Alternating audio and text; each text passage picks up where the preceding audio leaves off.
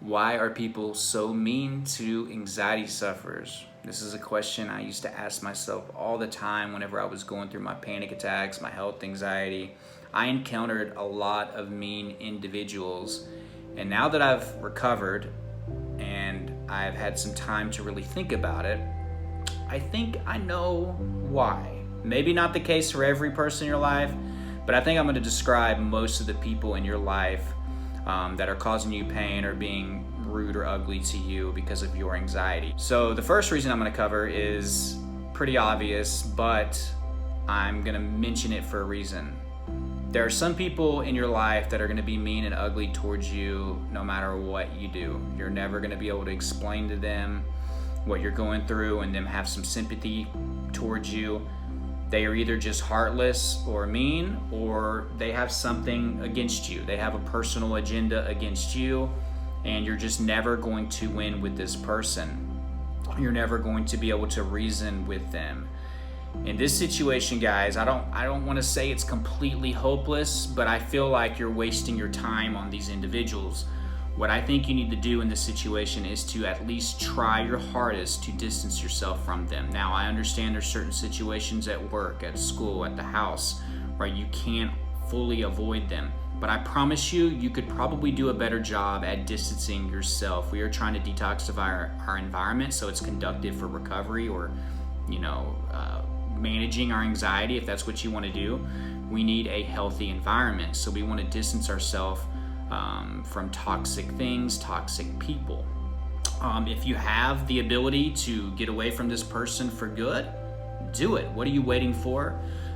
Even if you love this person, you have to love yourself, right? Whenever it comes to recovering from anxiety, you need a little bit of selfishness right there, which I think is necessary. You need self-love. You need to try to work on you, okay? So if you have somebody that you can't win with, they're bringing you down, they're doing everything to cause you pain, get away from them. I would throw bully into this kind of category, right? This kind of explains a bully. They love to see you hurt. They are trying to prey on your vulnerability, okay? So get away from these people, they're no good. Another reason why people are mean to anxiety sufferers is because they are inconveniencing them. And this is just a crappy part of it. I think everybody that has anxiety at some point disrupts another individual's life, not intentionally, but it just happens. And I know it sucks, and I know you're gonna get a lot of anger for these things, but also there's a silver lining. You start to see the people that are truly there for you.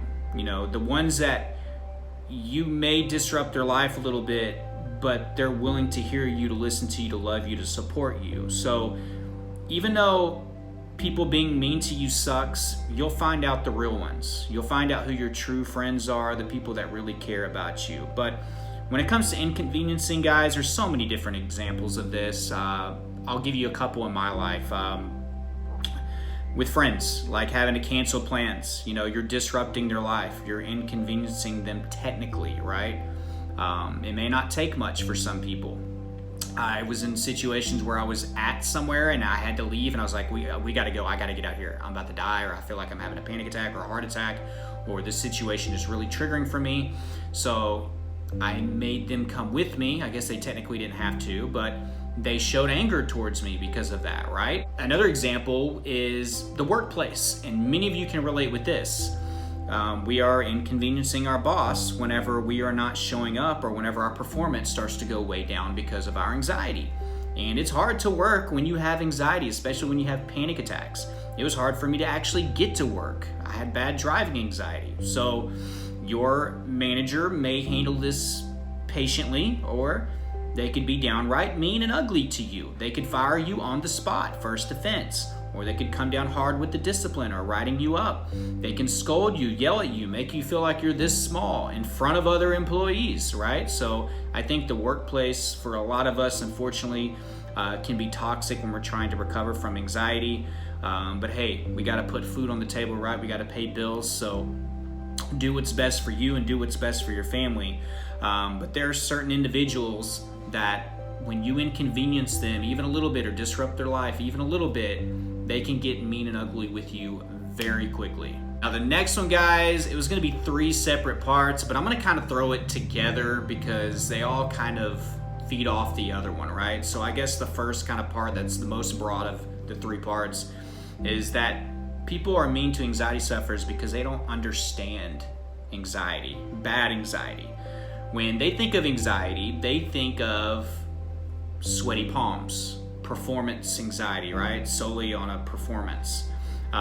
Maybe they have to pray in front of their family and they get nervous, or maybe they have to get up and say a speech or do a toast or something and they get scared, or maybe they think about being even panicky or having a lot more anxiety in a dangerous situation, right? But they don't understand that you can have anxiety whenever you're not in a dangerous situation, right? So they start to, and this is where I'm going with the next part, they start to not really trust you when you say that you feel the way that you feel. Oh my God, my chest hurts, all this stuff. Maybe they trust you the first time, but then you go to the doctor and then the doctor tells you, look, it's anxiety, or it's not a heart problem. And then they start to think like, well, you get checked, you're healthy, or you're doing this for attention, right? So a lot of people start to think that anxiety sufferers are faking this for attention. They're being dramatic, drama king, drama queen. Oh, they're trying to get out of work. Oh, they just don't want to live, they don't want to go to school. They just want to stay at the house and sleep or lay around, not realizing what we're actually going through. We're going through mental and physical torture, and it's hard to do everyday activities. It's especially hard to do more pressurized activities like going to school, going to work, driving, being in social situations. Anything that requires a little bit of pressure amplifies our anxiety. So people start to think that you are faking your anxiety. And here's another reason. This brings me to the third part. It's because they can't see what you feel, right? If I'm having a panic attack, I'm in fight or flight, right? I'm in survival mode. My body is acting like a tiger is chasing me or on top of me, and I'm trying to fight it off. Fight or flight, survival mode. This comes with a plethora of symptoms, right? Tons of symptoms. Chest pain, sweating, nausea, headaches, dizziness, not to mention the mental symptoms, racing thoughts, intrusive thoughts, irrational thoughts, impending doom, right? Depersonalization, derealization. I'm having all the symptoms that would be happening if a tiger was chasing me, if I was fighting for my life, right? But the thing is when we're expressing ourselves or we're being visible with our symptoms or whatever, however you want to explain that, the person next to you doesn't see that tiger, right? The person next to you is looking at it like it's a beautiful day, right? It's sunny, we're outside in the backyard. Dude, chill out, bro. Chill out. So a lot of people can be hurtful, mean, ugly to people because they don't understand anxiety. It's because they can't see what you feel. They don't see that tiger that you can see chasing you, right? You've been to the doctor, you've been told that you're healthy, so now people think that you're faking it. You're doing it for attention. So this is another reason why people are so mean, can be cruel, can be evil, can be judgmental, downright ugly to people that deal with anxiety disorders. One thing that I don't want you to do if you're dealing with mean and ugly people, I don't want you to stop trying to express yourself to other people. I don't want you to stop trying to make new friends. This is something that's really, really destructive in our recovery process. We experience the hate, we experience the meanness, we stop opening up and sharing. What happens when we do that? Well, we stop reaching out for help, which means there's a good chance we're not going to get some great help, right? We start to internalize our symptoms, internalize everything that we're going through. So we're dying inside and we're being silent about it. We start doing a lot of fake smiling because I don't want such and such, this person over here to get angry with me or to judge me or scold me. We start to internalize, and that starts to slowly consume us and destroy us. There are people out there that will love you and support you. Yes, they'll never fully 100% know what you're going through, right? Until they experience it themselves. But they can be loving and supportive. Keep looking for those people. Never stop looking for those people. They are out there. Trust me. They are out there. But I hope you love this video. Please like this if you got value.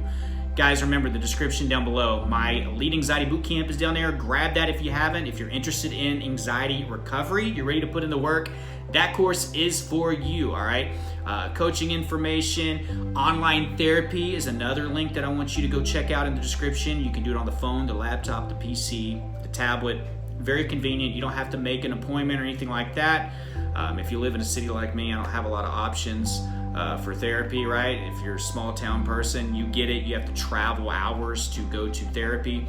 You can now do it on your phone, so check that out. So the course, the coaching, the therapy, there's some other awesome resources. My social media is down there. Please subscribe, all right? Especially if you are new. If you are subscribed and you've been here for a while and you haven't hit the bell, do it so you get updated when I put these videos out. But I love you guys. Until next time, keep fighting.